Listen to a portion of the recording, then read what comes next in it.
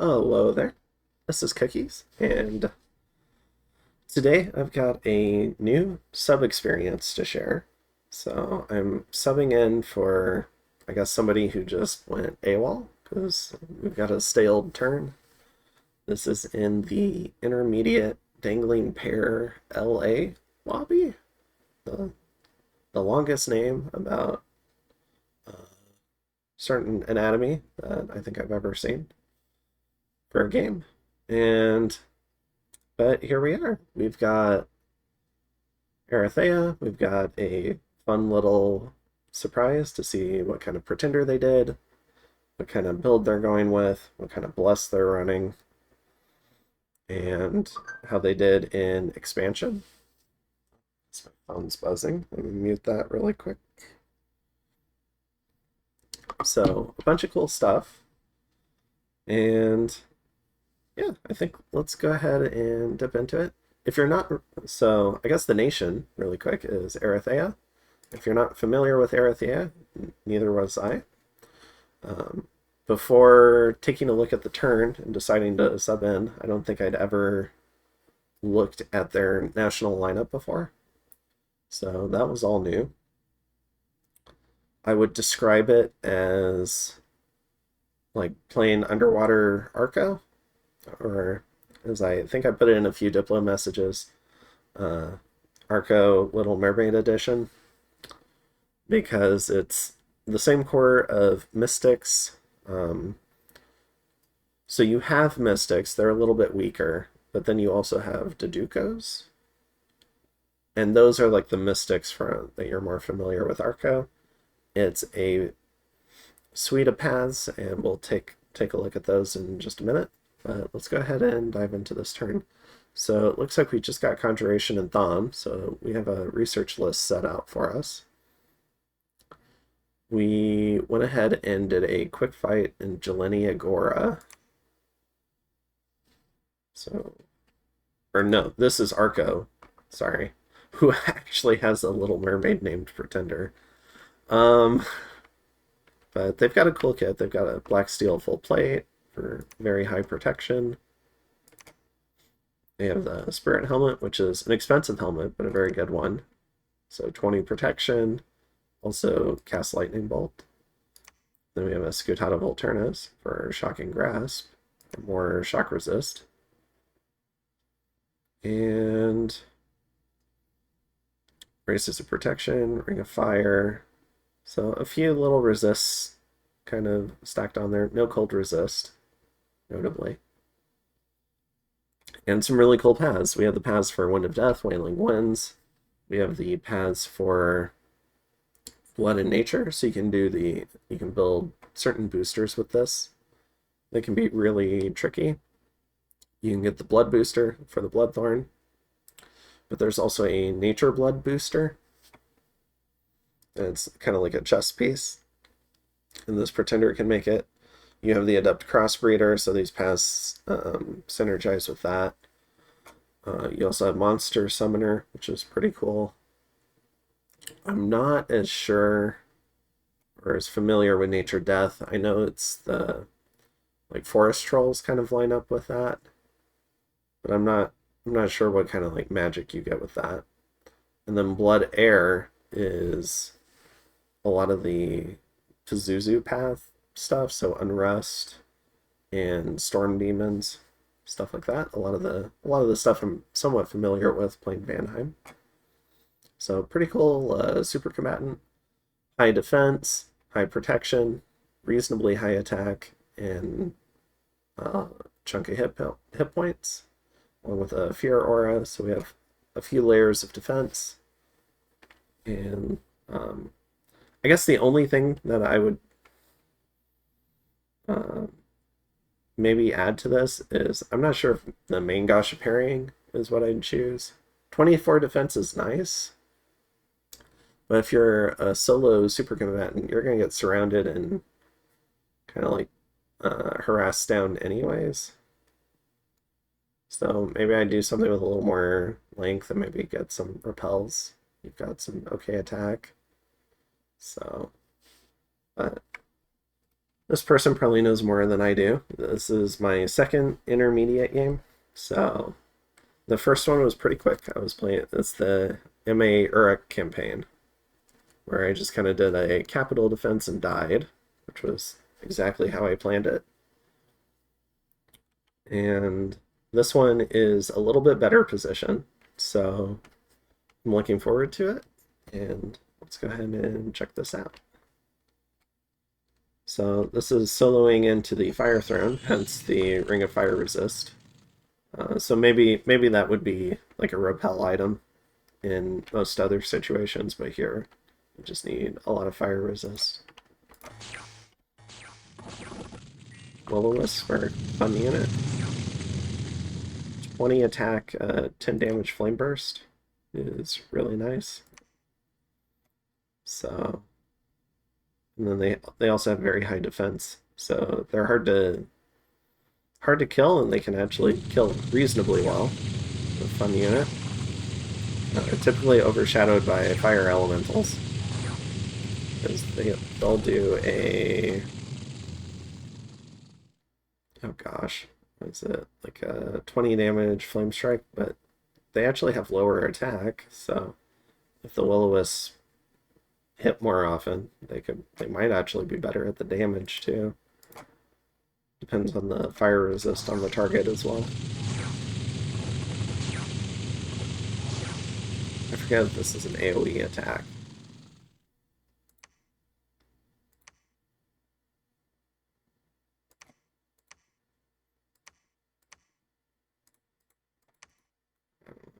Doesn't seem like it.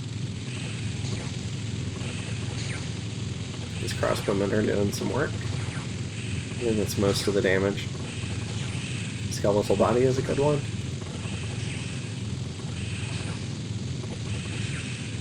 Yeah, a lot of the crossbow bolts are just doing 1 damage now.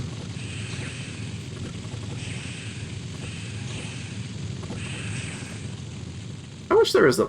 Wait, I don't know. I wish they would program these independent, like, super combatants to do cool spells or something. Like, give them a full script. Most of the time they just make elementals and charge in. It's pretty boring. I'd like to see them do like a battlefield enchantment. Like Heat from Hell would be kind of neat. Like, even if it got countered, it would still be fun. Still be fun to see them do stuff like that. Give them...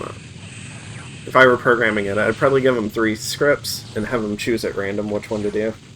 Something like that. I don't think that would be overly difficult. That depends how they program the game. And off the field it runs. Enraged. That's funny. So it's just kind of doing whatever.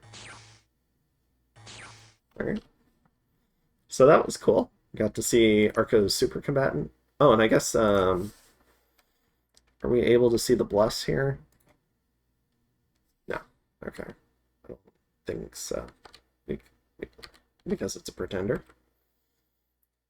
And then Joman attacks us while we're staled in Llama. So let's see what we lost. Pretty sizable army. Alright. So we're going to lose what looks like a little segment of Sacreds, because they brought mage support. So we can go ahead and check this out. Earth Gems. So Gem Mule Daimyo. A lot of players do this on different commanders and stuff because they don't want to pay for the scout to tag along. I have a preference for using scouts because sometimes I lose the battle and I want them to get away with the gems. But yeah, it definitely works in a budget situation. You have an Earth 3. You have a Prophet. An MR Bless. And I was talking to the other players, and I guess they had a Monolith Pretender, so my assumption is the Monolith is dead. And a bunch of Earth 3s, for the most part, and this guy. Okay, so it looks like we've just got a bunch of stuff lined up, and yeah, they're going to do just a bunch of Earth buffs. Pretty typical, like, early mid-game thing. How are these guys doing? Did they get it? Oh, they only have the leather cuirass. Yeah, if there's no marble warriors, it's not going to radically change the protection, but should get a little bit. So it's up to 15. So the Shiguru like it, the Samurai like it. The Ronin only have one piece of armor. They don't get a whole lot from it. Then we have some Earth Melds coming out, which is pretty solid. Sulfur Haze.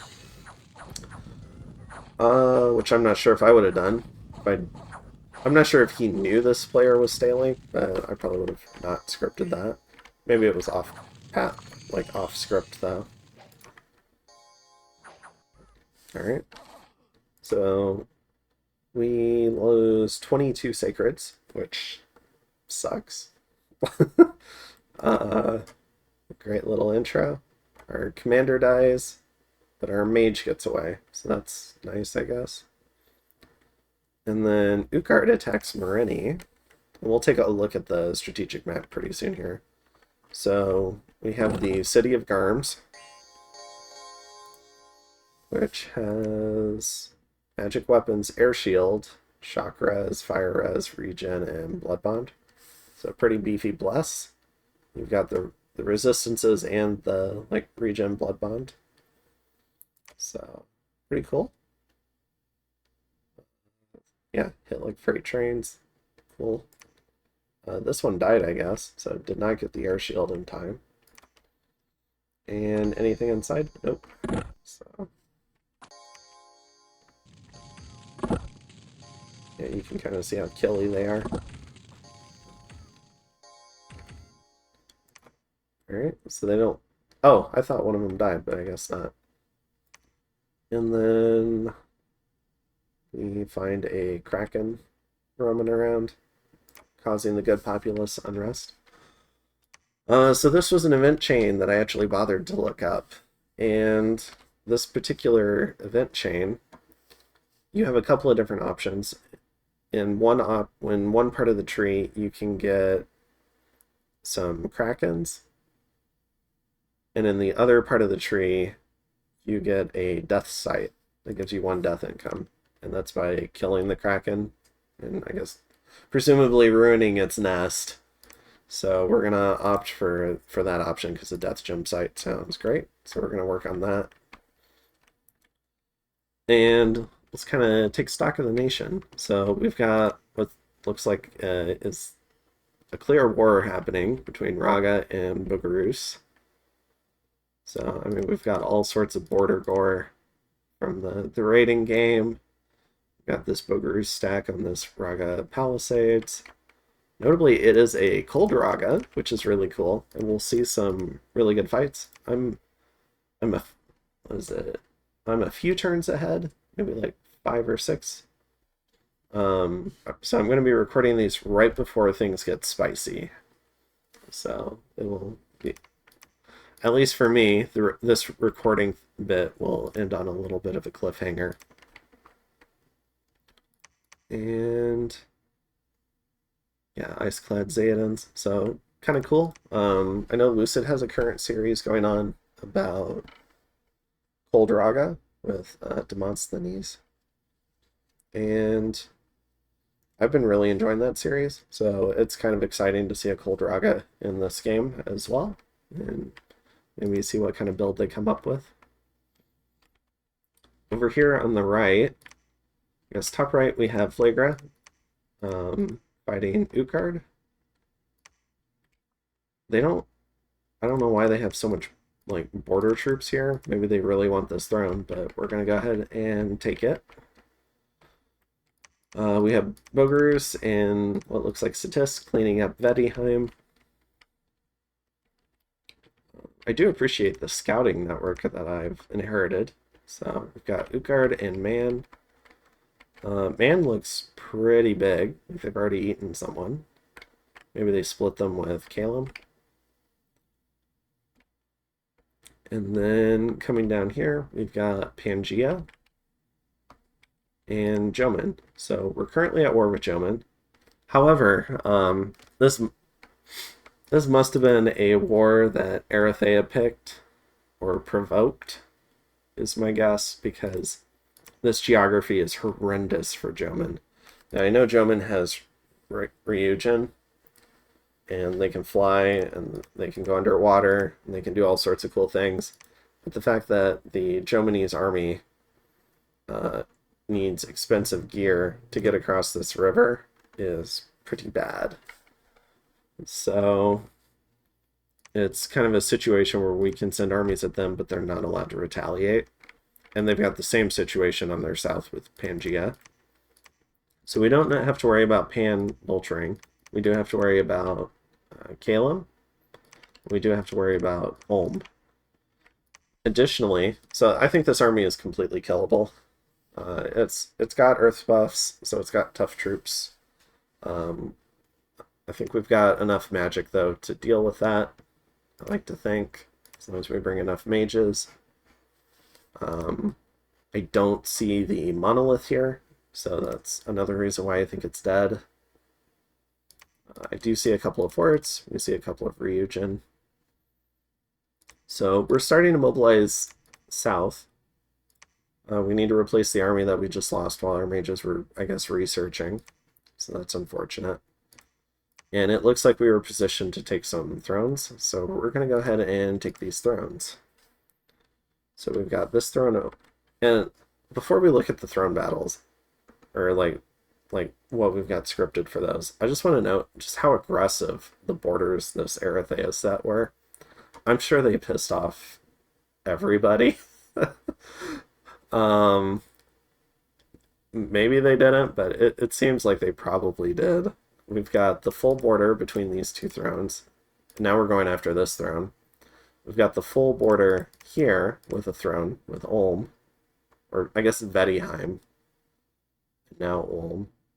We've got the full border, or we probably had the full border with Jomin. I heard there was some previous fighting, and Erytheia won handily every time. Like there was an extremely bad bump for Jomin where they got wiped.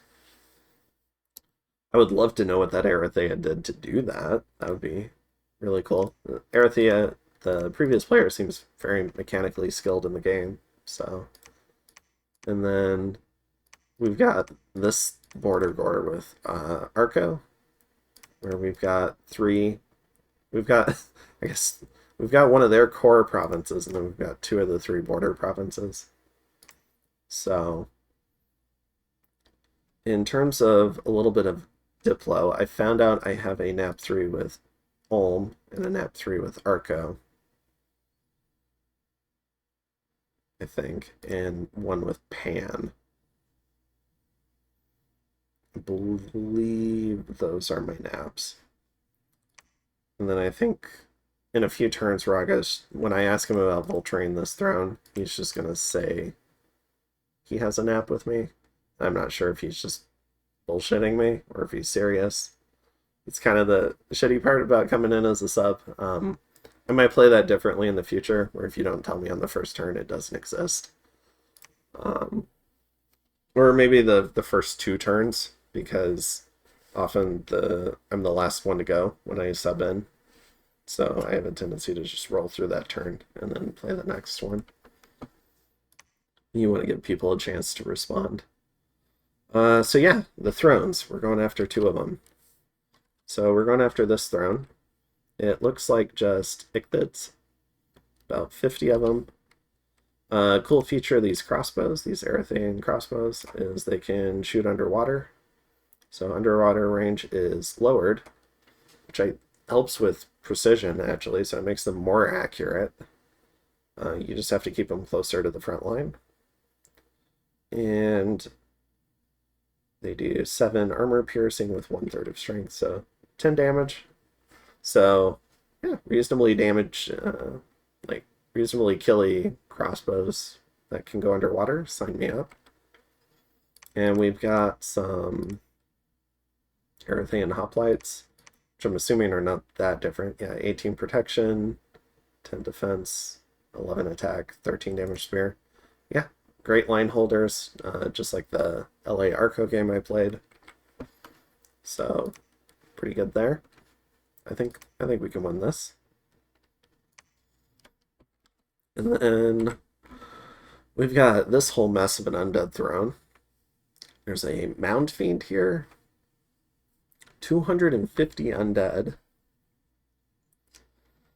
And the army that I only made minor adjustments to. So we've got... I don't think I'd quite noticed the range on the crossbows yet, so they might end up running forward. I think the previous player had a more compact formation that probably made more sense. But we've got some hoplites, and then followed by the sacreds. And we've got crossbows to guard the flanks, and then a mage core in the center that hopefully won't get targeted by missile fire. In terms of spells, we're doing Legions of Steel, Stellar Decree, which is a undead, just like an undead spell. This is a stun. Okay. Anti-undead spell. Some body ethereal casts, which will help against the long dead, but not the shadows. Flaming arrows, which should be fantastic. Anti-magic, which I think might help with the shades and shadows. Maws of the Earth, which will help with the long dead. I don't think this can get floating. Yeah, so the shades are probably fine. And then body ethereal. And the ghouls. Is it all ghouls in long dead? Okay, yeah, so everything's gonna work well. So I guess we're fighting this war with Jomin, but we're also grabbing thrones. So, and now we have no army in the south. So I don't know where it went, or if it died, or what happened to it, but it's gone.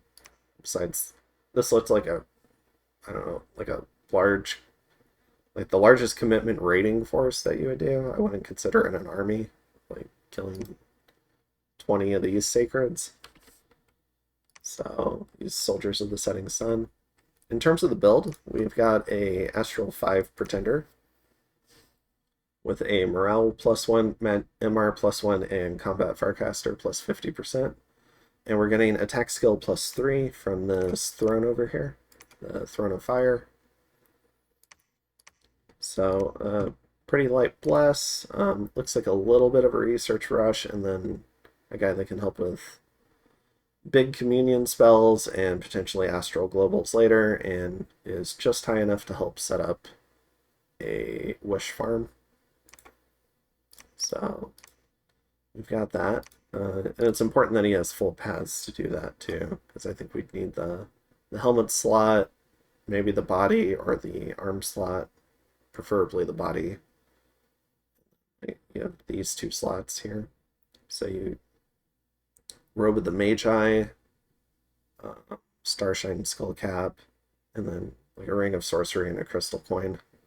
And you can forge crystal gear nationally, which is really nice. So I guess we can take a very quick look at the national lineup if you're not familiar.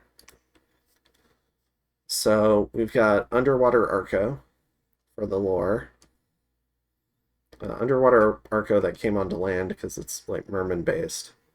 So you do have a few Tritons that are aquatic. So you do have some underwater tools. You have Triton Nobles. You have Triton Knights with the Alicorn magic attack. You have Coral long spears on Triton Hoplites, Triton Soldiers, and Triton Militia.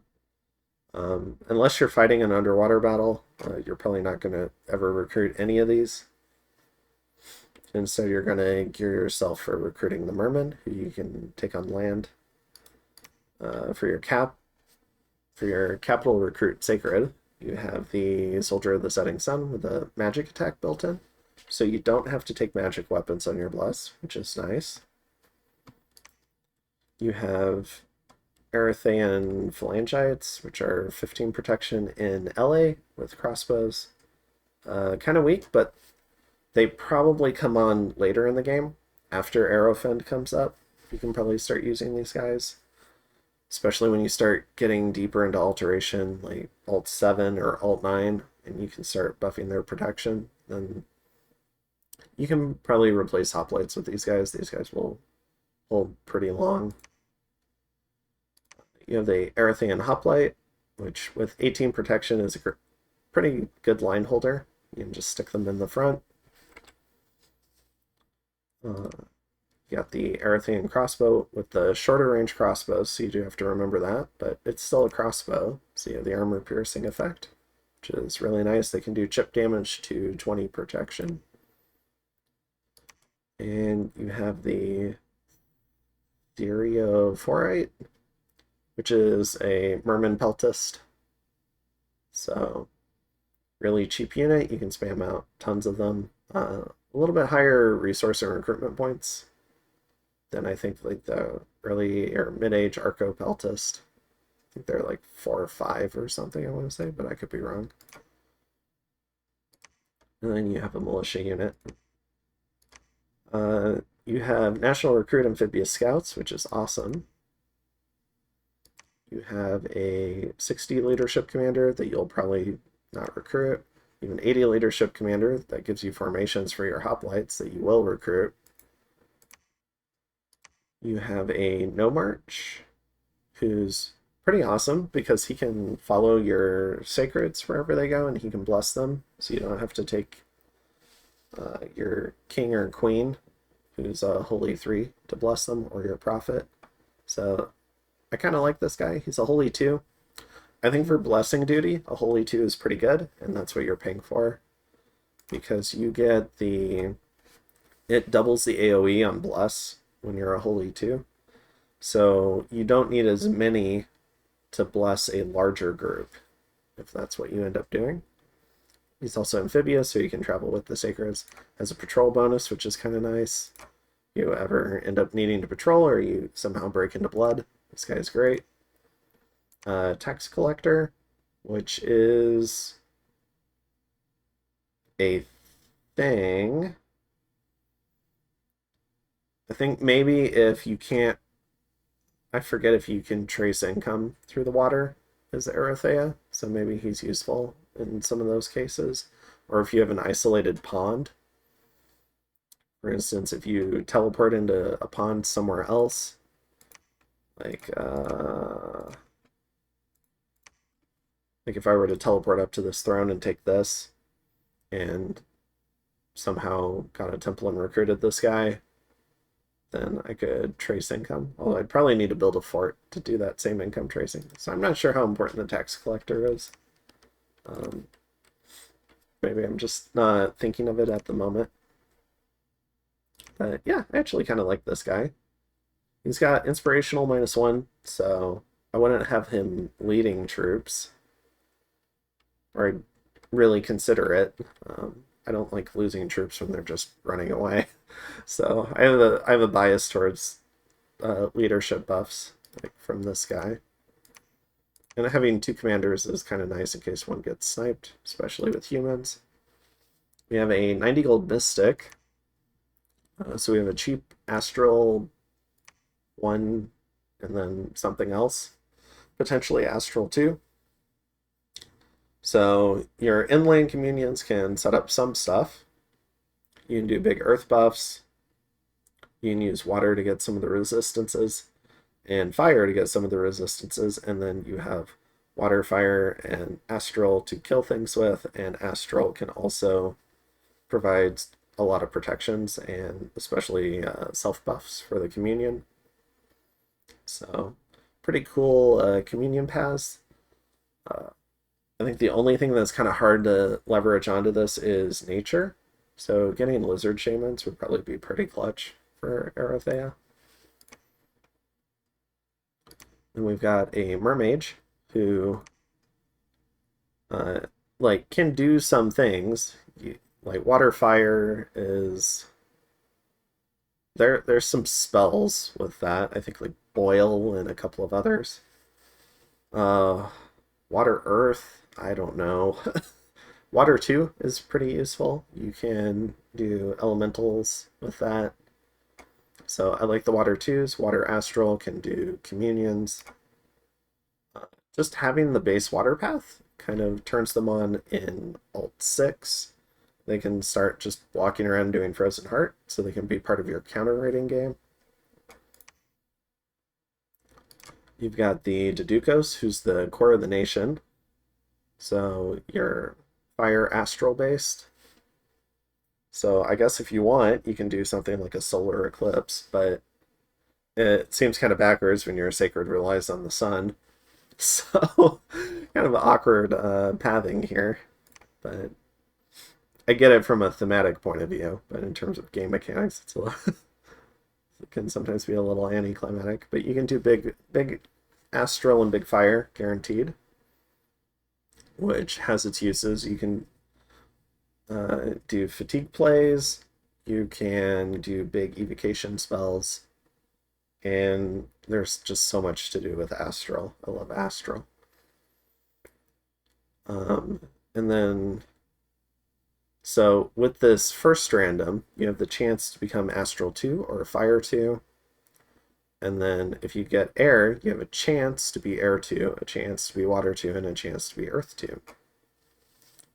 There is an important set of randoms in here where if you want to get your National Mage, if you're unable to acquire a Bloodstone and you want to get your National Dactyl Mages, you need to random Earth and Air in that order.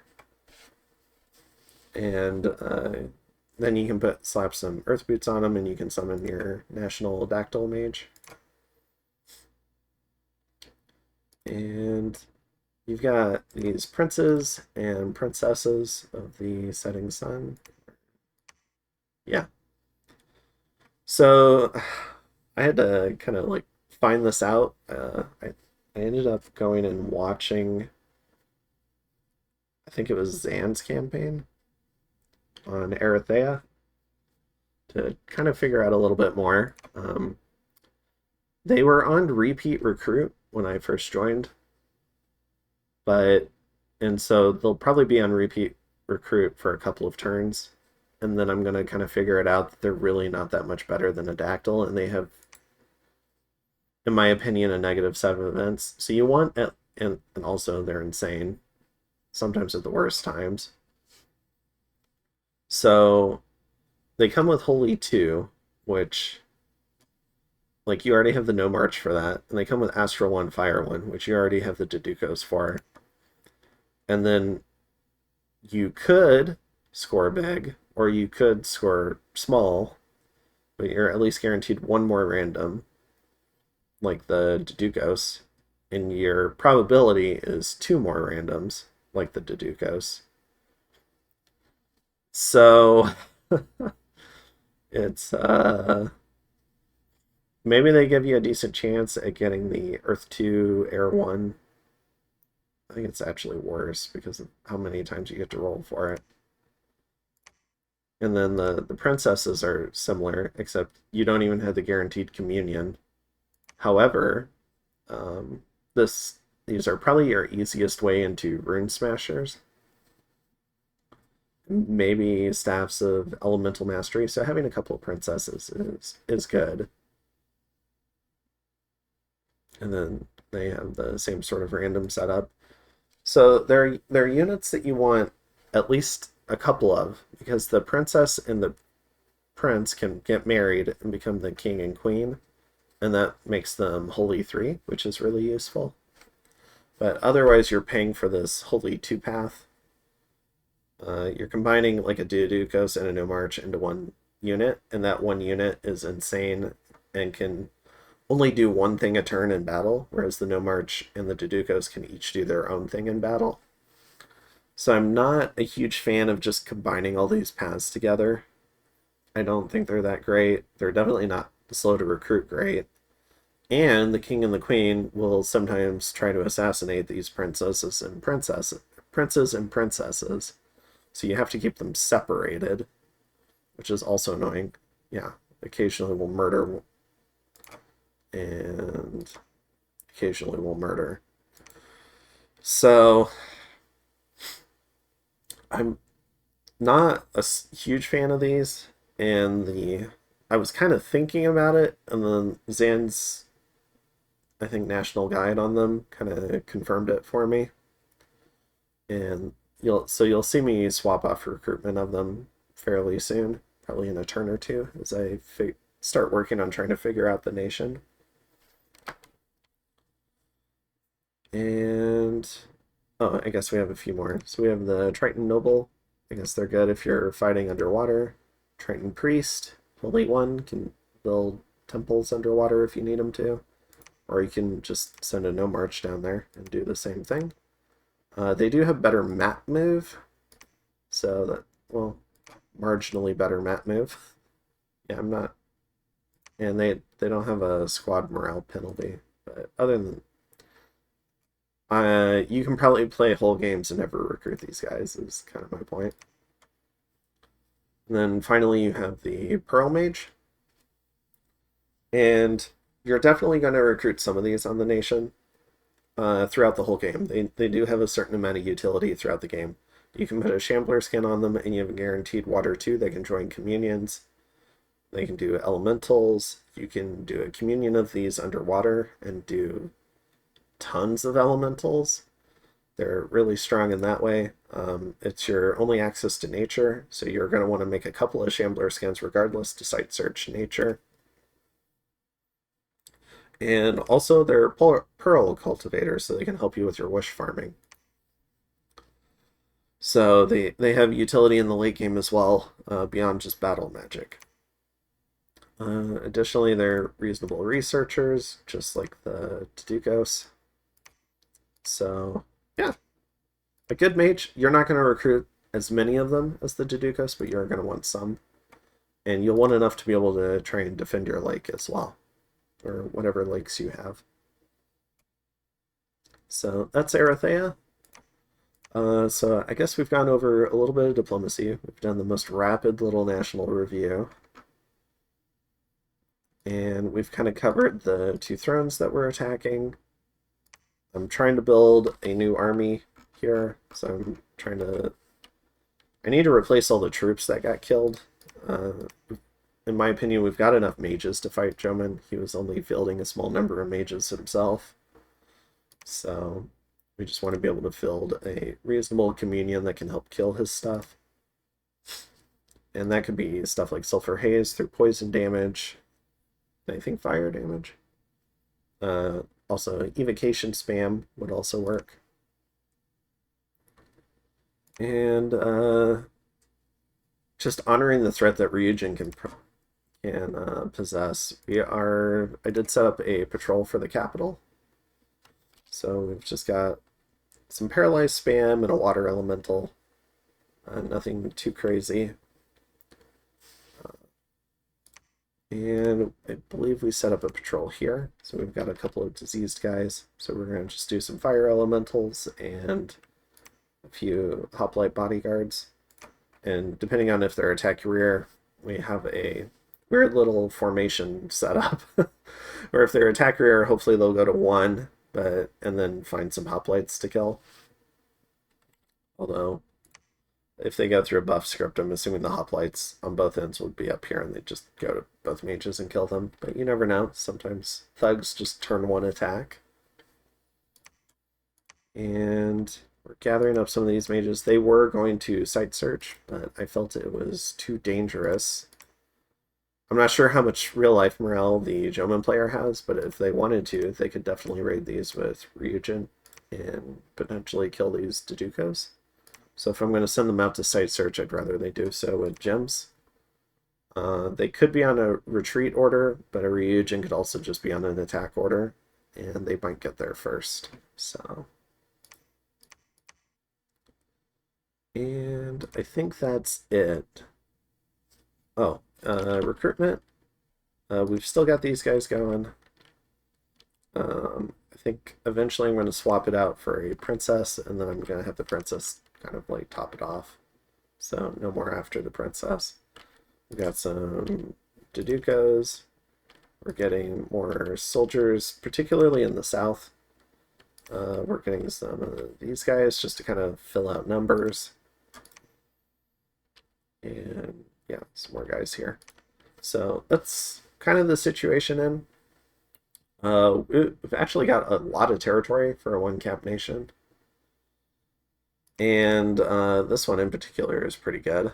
We've got some good underwater territories that we're looking at. This one, not so much. And then we've got some just very wealthy coastal lands. I think coastal lands have a tendency to be higher income, and we've got piles of them. So we've got a lot of income for being a one-cap nation. I think this is more income than I've got in my EA Vanheim Trilama game. And that's a 3-cap nation. So, yeah, feeling reasonably good. It looks like we're in a perfectly winnable war. We've got some busy neighbors. Western neighbors are a little concerning, like especially Calum and Arca, but yeah, other than that, feeling pretty good. We do have some troops in the region. The borders are emptied, so we don't have to be that concerned. Minus this. And I think we're good. So I will see you in turn 27. Have a good one. Bye.